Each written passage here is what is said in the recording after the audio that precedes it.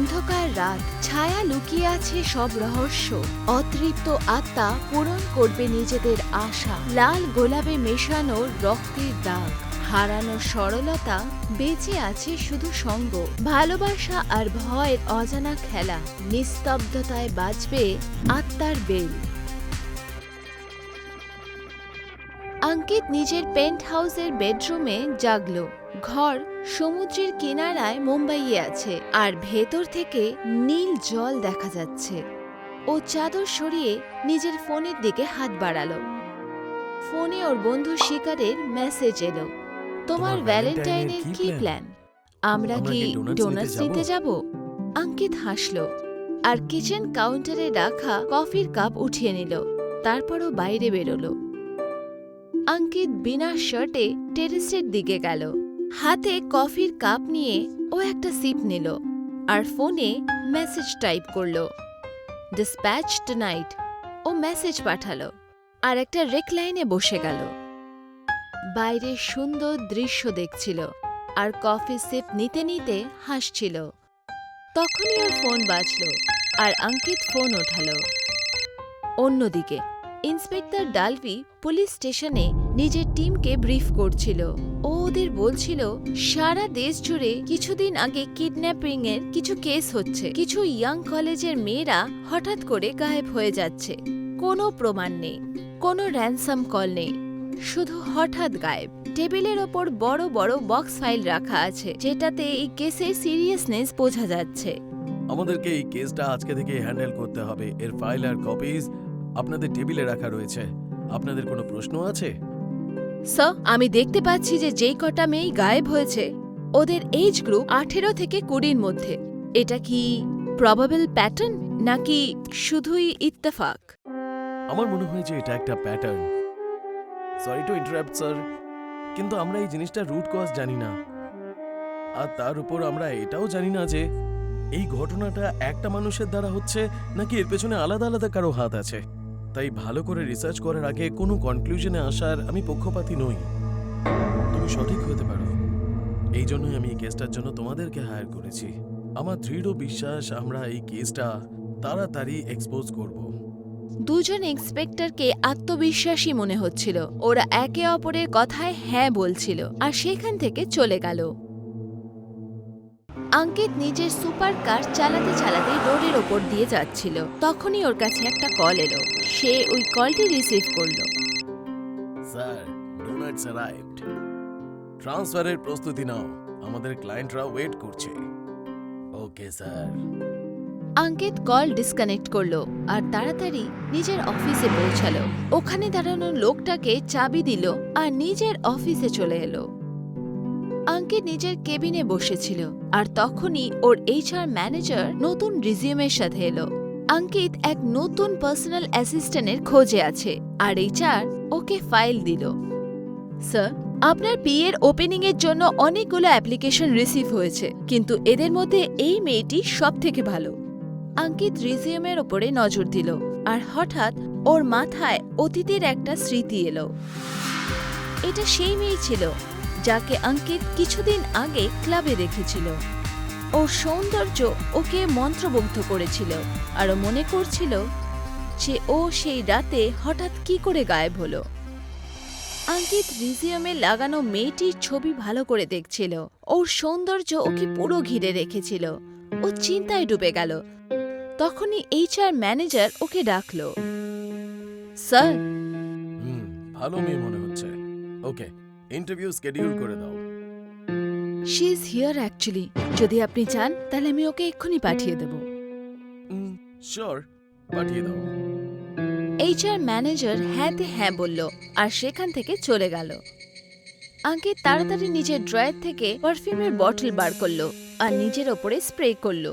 ও নিজের ফোন ধরলো, চুল ঠিক করলো আর সেই মুহূর্তে যতটা নিজেকে পারফেক্ট দেখানো যায় তার চেষ্টা করলো। যেই ও সন্তুষ্টি হয়ে বসলো, মেয়েটি এলো। ওর দরজা এলো আর অঙ্কিত নিজের উৎসুকতাকে লোকানোর চেষ্টা করল। মেয়েটি ওর কেবিনে ঢুকল। ও লাল কর্পোরেট আউটফিটে, শার্ট, ব্লেজার, স্কার্ট পরে, হাতে কালো রঙের একটা ফাইল নিয়ে। অঙ্কিত ওকে দেখল আর ওর সামনের চেয়ারে বসার জন্য ইশারা করলো। মেয়েটি আগে এগোলো আর নিজের সিটে বসে গেল। Good afternoon sir. Good afternoon. তোমার নামটা কি বলো? আয়েশা।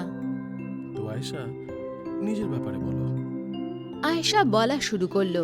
ও আত্মবিশ্বাসী, শান্ত আর প্রফেশনাল, যেখানে অঙ্কিত পুরোপুরি ওর চোখে হারিয়ে গেল।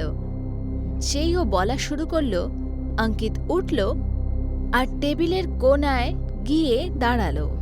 ওকে মন দিয়ে দেখল। ওর নজরে এক অদ্ভুত রকমের গভীরতা ছিল। What happen sir? Don't you think আমাদের আগেও দেখা হয়েছে? আই ডোন্ট গেট ইট।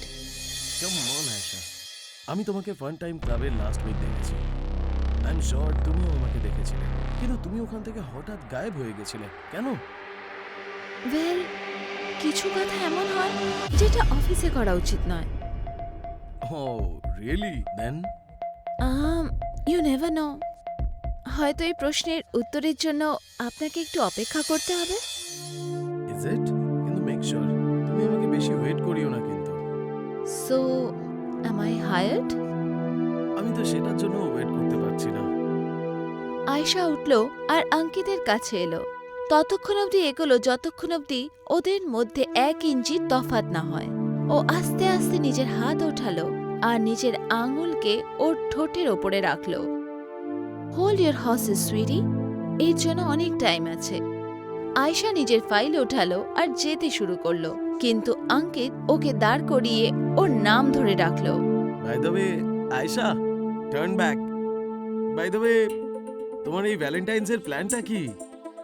আয়েশা ওকে হালকা হাসি দিল আর চলে গেল। অঙ্কিত, যে উৎসাহতে ভরা ছিল, দুষ্টুমি হাসির সাথে নিজের ঠোঁট কামড়ালো। একটা ব্যস্ততা পোর্ট দেখা যাচ্ছিল। ক্রেনস ভারী শিপিং কন্টেনার ওঠাচ্ছিল আর সেটা কার্গো শিপে লোড করছিল। একজন বৃদ্ধ লোক, আরশাদ, যে বয়লার স্যুট পরে মুখে সিগারেট নিয়ে এই পুরো কাজটা দেখছিল। একজন ওয়ার্কার ওর কাছে এলো। স্যার, মাল লোড হয়ে গেছে, শিপ রিলিজ করে দেব। জানো বড়টা কি বলেছে? কি স্যার? যে কাস্টমারকে মাল চেক করতে দেওয়া উচিত। পর মুহূর্তে আরশাদ জাহাজে চলছিল আর কন্টেনারকে দেখছিল। ও নিজের আশেপাশে নজর ঘোরাচ্ছিল, এটা সুনিশ্চিত করার জন্য যে সবকিছু ঠিক আছে। শুধু একটা কন্টেনারের সামনে এসে দাঁড়ালো, যেখানে লেখা আছে এজ 18। ওর মুখের মধ্যে দুষ্টুমি হাসি খেলে গেল। ও দরজাটা খুলতে লাগলো। ও তালা সরালো আর ক্লাচ খুলতেই যাচ্ছিল যে হঠাৎ ও পেছন থেকে কারো চলে যাওয়ার অনুভব করল। তৎক্ষণাৎ সাবধান হয়ে আরশাদ পিছনে হটে গেল আর কন্টেনারের মাঝখানের অন্ধকার গলিতে দেখল। ও খুঁজতে লাগলো, কিন্তু কিচ্ছু পেল না। যেই ও ঘুরল, ও অবাক হয়ে গেল। এক ভুতিয়া জোয়ান মেয়ে দাঁড়িয়েছিল, সোজা ওর চোখে দেখছিল আর হাসছিল। আরশাদের শরীরে ভয় ছড়িয়ে গেল। ও সরতে পারল না। মেয়েটি একটা চিৎকার করল আর হঠাৎ কালো বরফ ওর মুখে চলে গেল।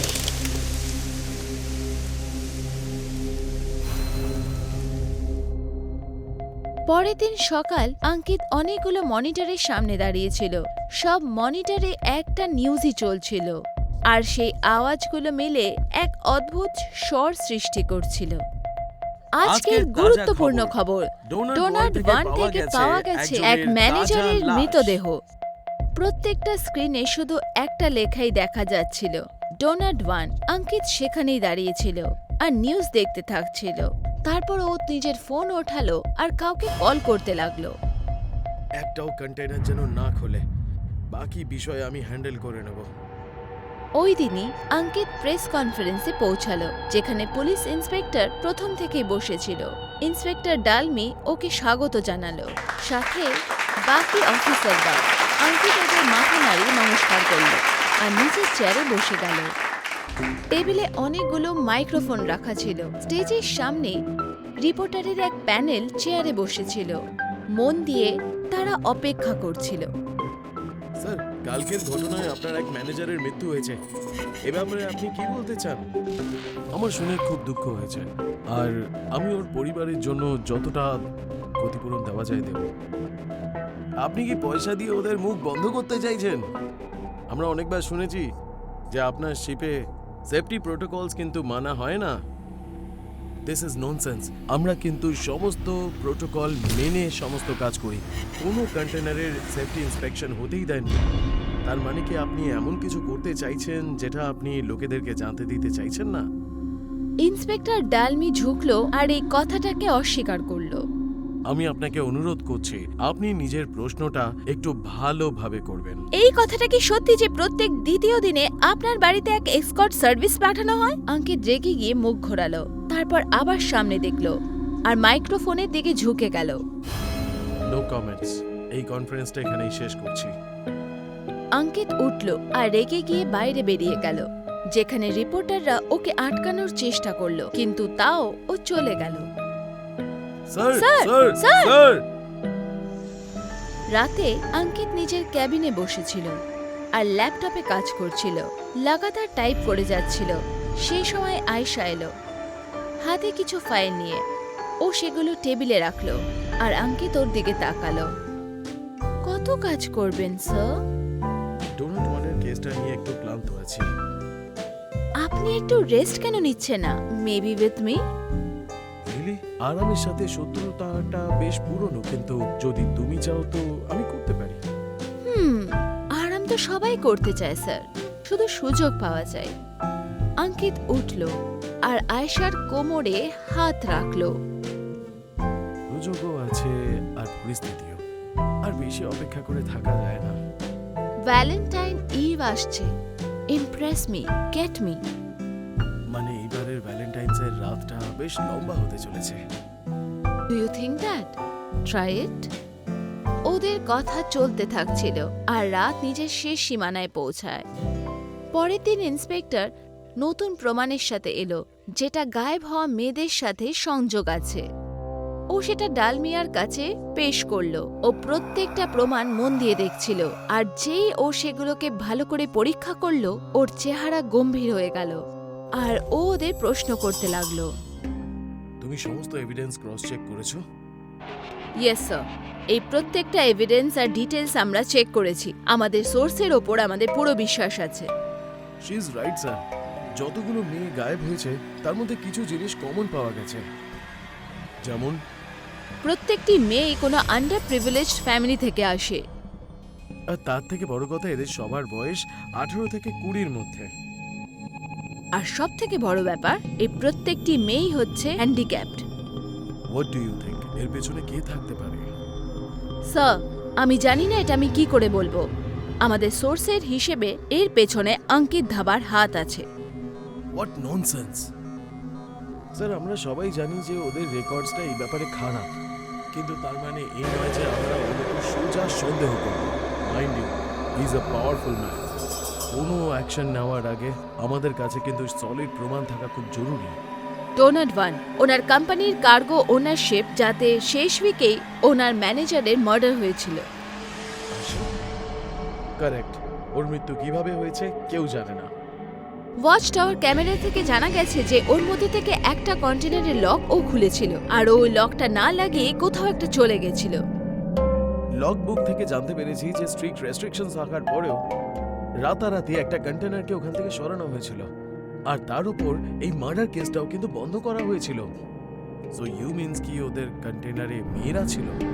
I believe. I trust you both, but you need to slow down. অঙ্কিতকে ইন্টারোগেট করার আগে আমাদেরকে অনেক প্রমাণ জোগাড় করতে হবে।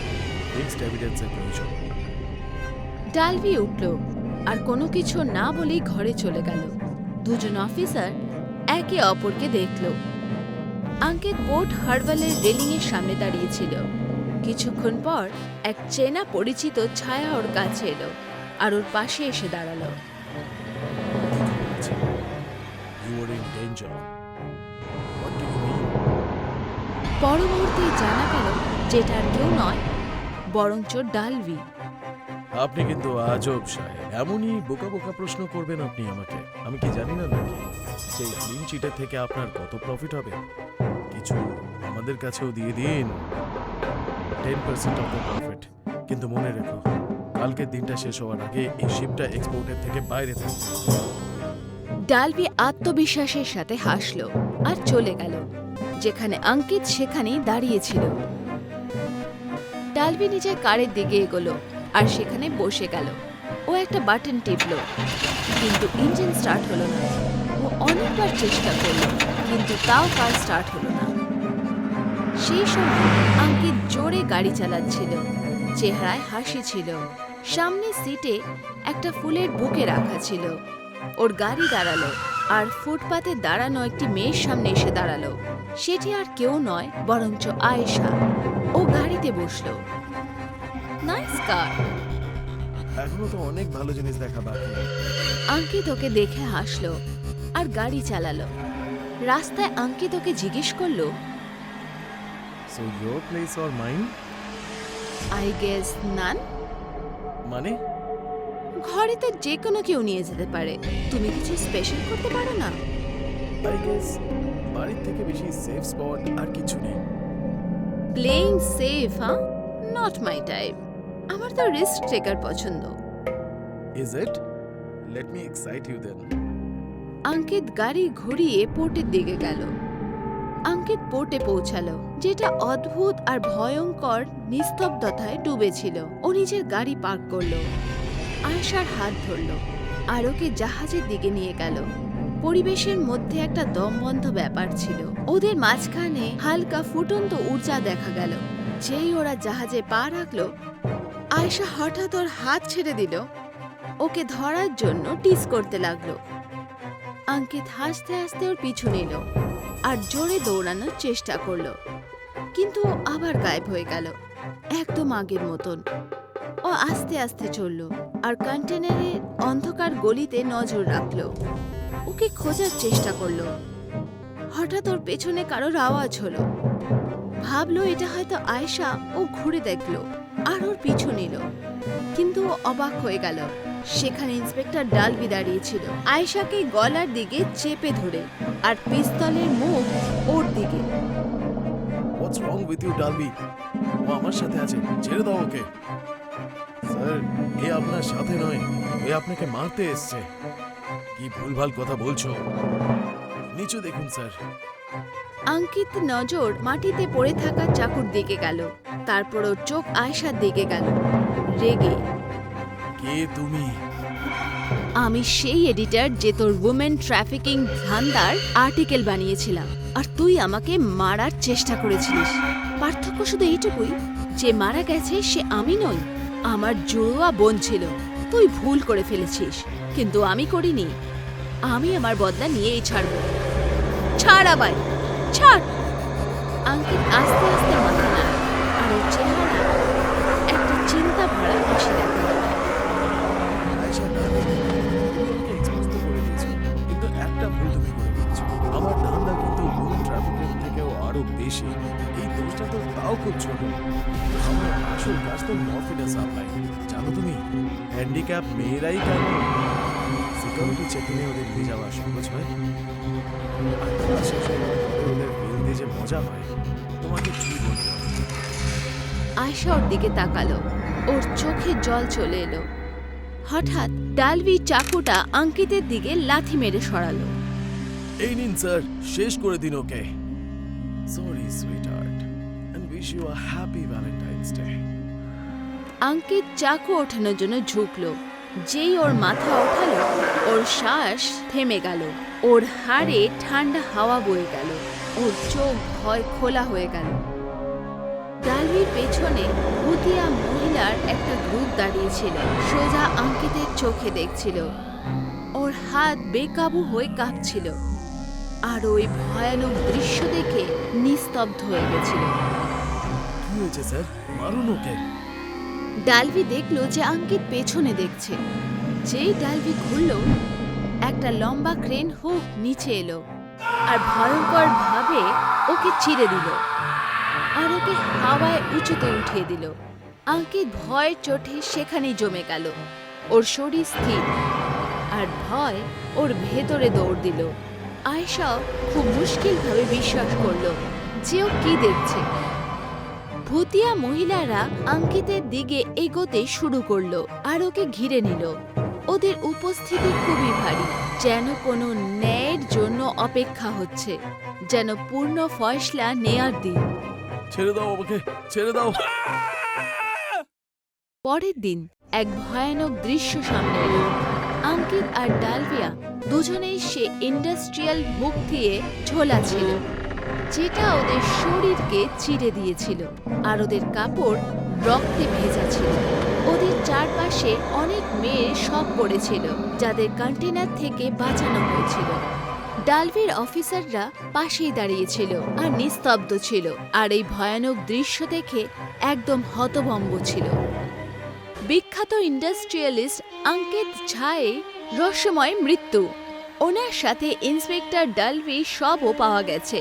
সূত্র অনুযায়ী তো বলা হচ্ছে যে গত কয়েকদিন ধরে যেই মেয়েদের অপহরণ হয়েছে তাতে এই দুজনেরই হাত আছে। বলা হচ্ছে যে এই হ্যান্ডিক্যাপ মেয়েদের ব্যবহার ড্রাগসের ব্যবসার জন্য করা হচ্ছে। নিশ্চিন্তের ব্যাপার হলো এই যে শীত থেকে অনেক মেয়েদেরই জীবিত বার করা হয়েছে। পুলিশ প্রশাসন এই ঘটনার পুরোপুরি ইনভেস্টিগেশন করছে। এই সানসানি খবরের প্রত্যেকটি আপডেট জানার জন্য দেখতে থাকুন নিউজ 420।